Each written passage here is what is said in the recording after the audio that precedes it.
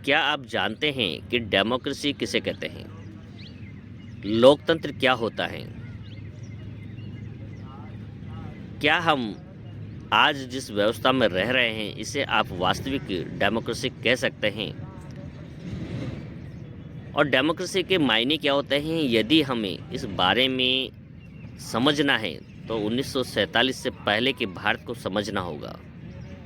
1947 से पहले भारत 200 साल तक ब्रिटिश हुकूमत का गुलाम रहा और जो अंग्रेज़ थे उसे भारत के भाग्य विधाता कहा जाता था कि उनकी कलम से जो कानून बन गया, उनके मुख से जो शब्द निकल गए, वो अटल हुआ करते थे, पत्थर की लकीर हुआ करते थे और उन्हें भारत के लोगों को मानना ही पड़ता था। और ऐसे डरे हुए सहमे हुए देश में हम लोग रहते थे, हमारे पूर्वज रहते थे, जो एक शब्द भी अंग्रेज़ों के खिलाफ नहीं बोल पाते थे। उनकी व्यवस्था के खिलाफ, उनके बनाए गए कानून के खिलाफ, उनके द्वारा न्यायालय के द्वारा जो निर्णय सुनाए जाते थे उनके खिलाफ बिल्कुल खामोश और साइलेंट रहते थे। उसका परिणाम, दुष्प्रभाव यह हुआ कि अंग्रेज़ों की सत्ता मजबूत होती चली गई और एक ऐसा दौर आया जब लोग कहते थे कि अंग्रेज़ों का सूरज कभी ढल नहीं सकता है। उसी दौर में जिन लोगों ने ब्रिटिश हुकूमत के खिलाफ आवाज़ उठाई, विरोध किया, उन्हें देशद्रोही कहा गया, आतंकवादी कहा गया और अंग्रेज़ हुकूमत के द्वारा उन्हें उठा करके जेल में डाल दिया जाता था, जिनकी न तो सुनवाई होती थी, न कोई पैरवी होती थी और लंबे वर्षों तक वो जेल में ही मर जाया करते थे।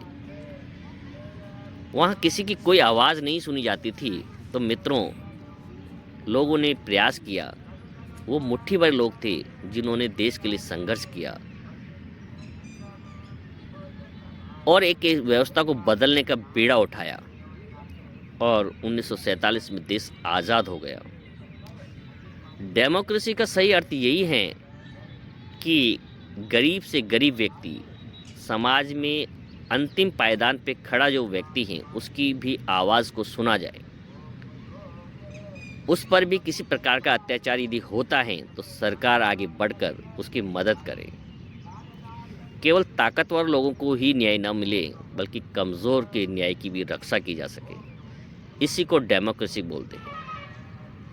यदि आपके देश के अंदर कानून को लेकर भी भेदभाव है, अमीर लोगों को आसानी से कानून मिल जाता है, आसानी से उन्हें जमानत मिल जाती है, चाहे कितना भी बड़ा वो अपराधी क्यों न हो, और गरीब व्यक्ति के पास कोर्ट की दहलीज तक पहुंचने का पैसा नहीं होता है और न्याय को इतना महंगा कर दिया जाता है कि वो उस न्याय को मांगने के लिए अपना जीवन बर्बाद कर देता है, तबाह कर देता है, अपना सब कुछ बेचकर भी उस न्याय को नहीं पा पाता है।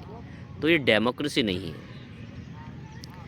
डेमोक्रेसी में महत्वपूर्ण जो चीज़ है वो शिक्षा है, रोज़गार है और न्याय है, जो सुलभ होना चाहिए।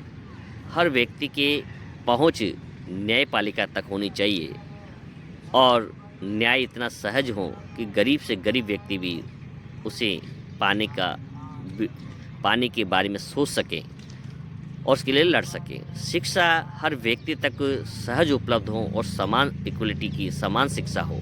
ऐसा नहीं कि गरीब लोगों के लिए अलग प्रकार की व्यवस्था पढ़ने की हो और अमीरों के लिए अलग व्यवस्था हो। जब दोनों में समान प्लेटफॉर्म नहीं होगा तो वो एक दूसरे से कभी भी कंपटीशन नहीं कर पाएंगे और यही एक तानाशाह वर्ग को तैयार करता है, एक विशेष वर्ग को तैयार करता है जो बहुसंख्यक समाज को गुलाम बना के रख देता है।